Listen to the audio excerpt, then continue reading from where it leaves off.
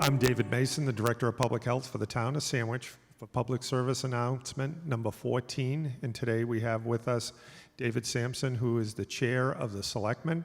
And as always, we have Chief Burke with us, and he will start with an update on the coronavirus situation. Thank you, Dave. The numbers as of today, 9 active COVID positives, 51 recoveries, 2 deaths, and we only have 1 resident that is now hospitalized in the hospital, which is good news. So the recoveries are up. We have people out of the hospital, so that is all trending in the right direction. Okay, what we'll do is we'll probably refer back to that chart in a little bit because we'll be discussing as far as with Dave Sampson what's going on in town and his thoughts on what we have occurring, and then we'll have a discussion with regards to one of the larger questions out there is as far as facial covering or wearing masks all the time. But with the town operations, Dave, what has been the hardest part of being a selectman during this health emergency, as opposed to normal times? I mean, well, I think obviously, typically at this time of year, we're doing a lot of work for town meeting. We're getting ready for those types of things. So that's been changed around from our usual program. When all this started, we were all trying to figure out how we could best serve the town and best serve the people and make sure that we're getting the best outcomes. And I think at the end of the day, what's happened from the perspective of town staff and the command team has truly done an excellent job, and you gentlemen deserve a lot of credit for that.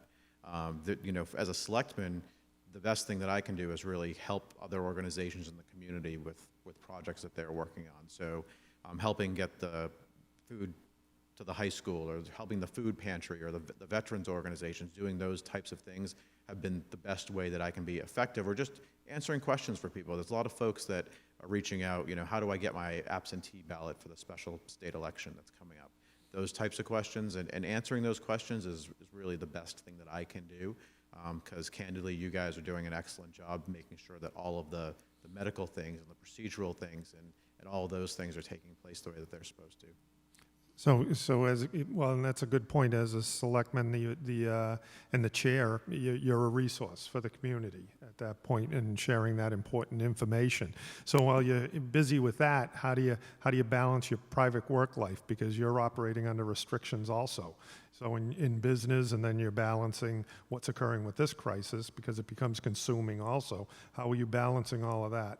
So fortunately for me, in my private work life, if that exists, I do work with computer systems and information technology, so I can work from just about anywhere. So typically at my house most days, I dusted off these clothes today. I forgot I had them to come down here and visit you guys. But I'm home doing that. I've helped my wife out with her business a little bit. She's making some changes at her business down in Merchant Square, and that's all closed. So she's been putting me to work down there.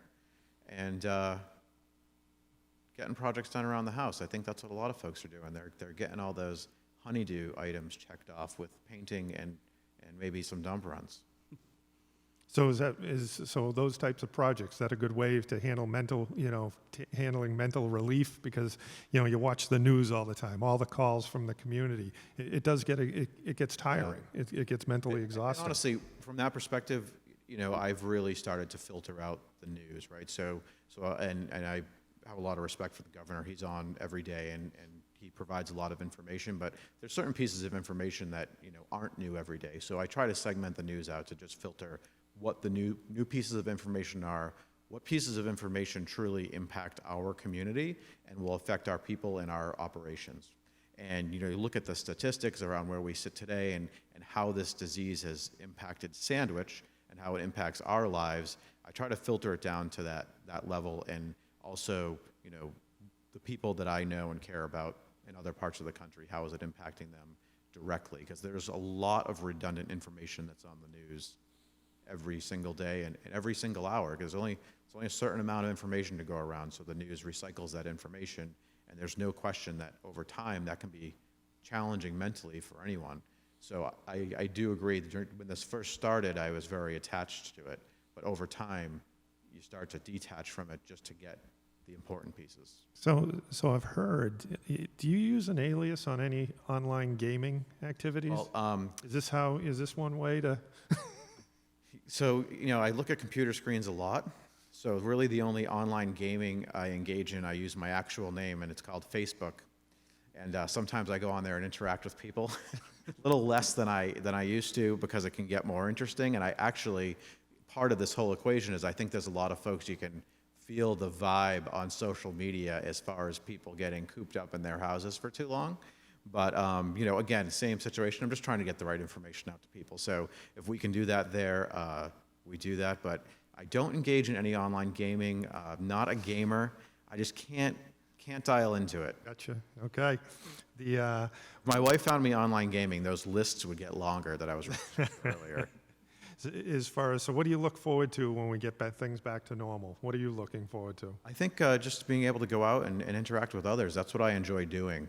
That's one of the reasons I do this job, is I like helping people. I like interacting with people. And Social contact. there's a big gap missing in our lives right now, right? Folks go out to meet their friends for dinner, or have a beverage, or do an activity in one of the fields, and kind of being in a limited place where you can't do those things. People are afraid to do those things. It's going to take time for things to stabilize and normalize again. I really believe that, but it will come. I think that a lot of patience is required, and I think patience is required with a lot of things in life, and this is just one of those things that's impacted all of us on a broader level.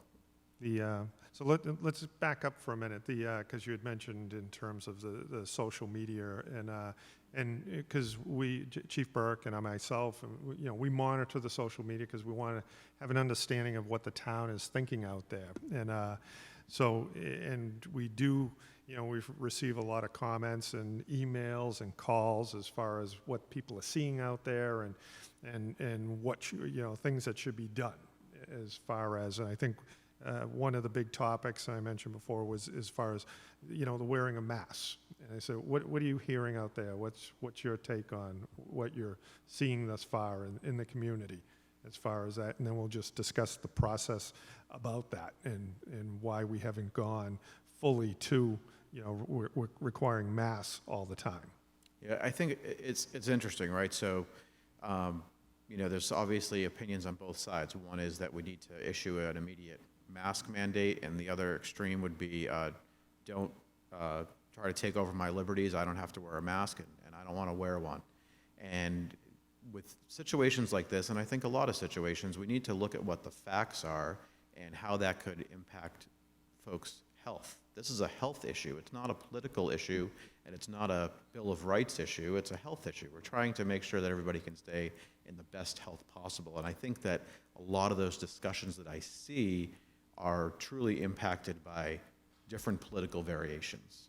So from my perspective as the chairman of the Board of Selectmen, I'm interested in deferring to you as a public health expert in what the best thing is to do, and I value your opinion the best because that's where the facts are going to come from. It's not about somebody trying to impose upon my rights or other people's rights. I mean, any community that has made these decisions is truly making those decisions in the interest of protecting the public's health. I'll bring Chief Burke in on that, because as far as, the COVID team meets every day at 9 o'clock in the morning, and, we're projecting out weeks in terms of decision making. And, this mask one is something, we have bounced this around, but at the same, bounced it around as far as looking at the statistics, looking at what we have coming in for information. So how does that, can you talk to us about how that process works? So one of together. the harder points of emergency management is that decision-making process, and it's factual based. So I give numbers here every week, right? I give positive and recovery numbers, but what you don't see with those numbers is the age, how these people contracted the virus. We've had a bunch that are Sandwich residents but live somewhere else. Technically, they're our responsibility, but they're not here. We're looking at the trends of positive cases. We talked about Easter. So taking all that into consideration, when we look at decision-making, we look at what are the numbers, what are people's habits, what's best for everybody, and there's a thing called fatigue on many levels, and we're trying to be smart about if we need to go that direction that we do it and people will be compliant. The enforcement is the other piece that can be very difficult. Our public safety entities could be tied up unnecessarily enforcing something like that would take them away from their regular duty. So I think we take all that into consideration. We do bat it back and forth. We argue the pros and the cons, and we come up with a consensus decision. And those that have studied incident command, and they talk about unified command process, the decision is made by the group, and it's a group input. I think it's important for people to understand that. Right. You take your views out of it, and you go with what the facts Right. I mean, and the most recent thing was the order that was put out by myself and the chair of the Board of Health, but that, that order was a result of those conversations and reviewing that data. I mean, keep in mind, as far as we do have an order in place requiring that employees that serve the public, those essential facilities, that they wear a mask, that those facilities, in those facilities, the employees wear a mask. But it's we've required them to post a sign that stating that it's highly advisable the public wears a mask. And and that decision was based on the information that Chief Burke just spoke to, as far as we were seeing in activities as far as spread of the virus, and it was a method to control that. And at the same time, when we look at the information, the age groups that we're seeing, it was in that employment. So as far as wearing a mask, keep in mind, just to understand, when you're being asked to wear a facial covering, it's not to protect you, it's to protect you from giving it to someone else, because there's effectiveness in that. So you don't know if you're positive, asymptomatic, or if you're negative. So it's just courtesy to wear a mask to control that situation. I know that the Governor Baker had made comments in one of his recent press conferences that he said facial coverings will be part of the strategy. So we're not sure where that's going as of yet. I mean, I think as far as it's a type of requirement, if it's coming down, it should be coming down as a larger control, because if it's piecemeal, it's not effective. And each community is making the decisions based on what they're seeing occurring in their community at this point, and that's why we're comfortable making those decisions. Just as a note, we were talking that Costco, the company, made their own decision to require all people to wear masks, and that gets back to that, they post no shirt, no shoes, they don't want you in there. It's the same thing that they can do the same type of thing at that point. I'm trying to think of any other thoughts on. I'm just going to say, like, departmentally, my operations, my members wear their masks all the time, even in the station. And again, it's to protect the spread from one another. It's not to protect them from getting it. It's from them transmitting it. And we've had that order in place for over 2 weeks. We have social distancing. We've tried to encompass all of these factors in keeping the operational readiness of the department. And so we do have it in-house at the station, and that's our operational decision, and it's an order that I can put down that all members will follow. And that's one of those things, as far as when we look to return of operations for the town government, we're looking at the highly likelihood of wearing facial coverings because of proximity of people to everyone else, and that's to protect the employees of the town, and that will be part of our opening plan at that point. I know, Dave, that you had just mentioned your experience in going out to a store of, there's the mask shaming as far as whether to have it or not to have it, and your experience, and what was it you were saying? BJ's in Hyannis the other day, there's folks in there with no masks on that are kind of snickering at the folks with masks on. But, again, if we take the politics out of it and just look at the data and the facts, the common sense decision is to wear a mask for your protection and the protection of others. And it's a very simple thing to do that can really provide a very good outcome for you and those around you. And it's a respectful choice, really. Right. It is a respectful thing and being considerate of those people around you. And as Chief Burke mentioned, the challenge with, with a full order, one, is it necessary? I mean, because we look at a couple different towns, if you look at decisions made by one town, but look at their statistics, it doesn't warrant it, but a decision was made to wear full mask, so that becomes more as an emotional type response to the situation. And I think that gets to Dave's point when we were talking, speaking to, you watch the news and you see what's going on in Boston's and other parts of the country. It becomes very overwhelming, so you feel the need to have to do something. So your reaction is, we need to implement this, implement masks immediately. Well, it's not being warranted at this time. I mean, as the summer proceeds, as the state determines how to open up,